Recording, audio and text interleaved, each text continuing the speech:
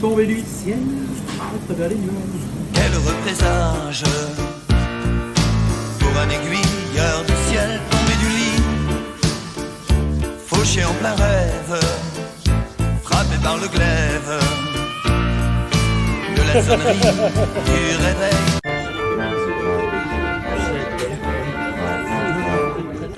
réveil. J'ai commencé à l'âge de 13 ans.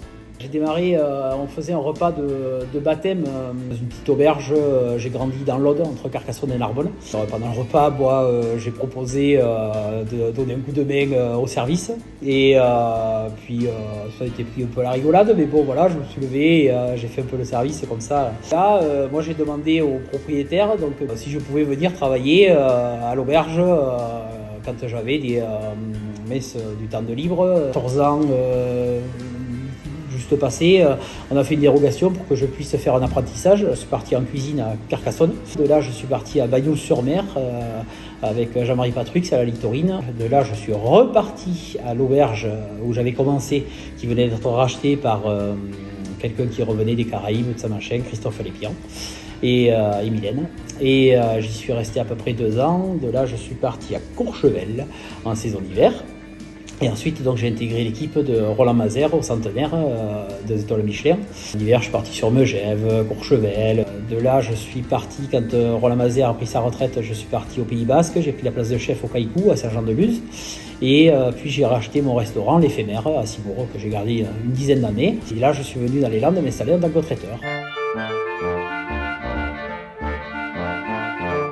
Ah, très bonne question ça, mais si je vous donne tous mes secrets, comment on va faire?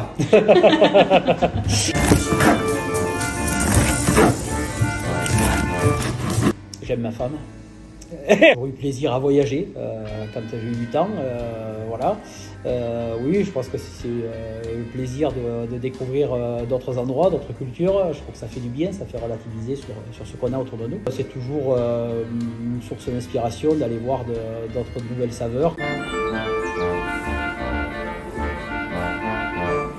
Alors vraiment à l'envie, je veux dire, il n'y a rien de prédéfini, ça se passe vraiment à l'instinct, au dernier moment.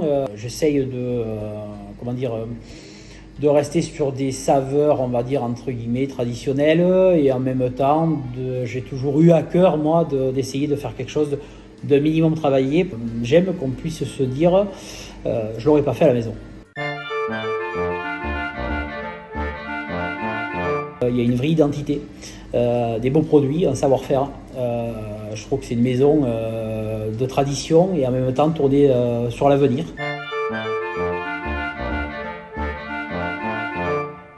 Ouais, ça vole. Mais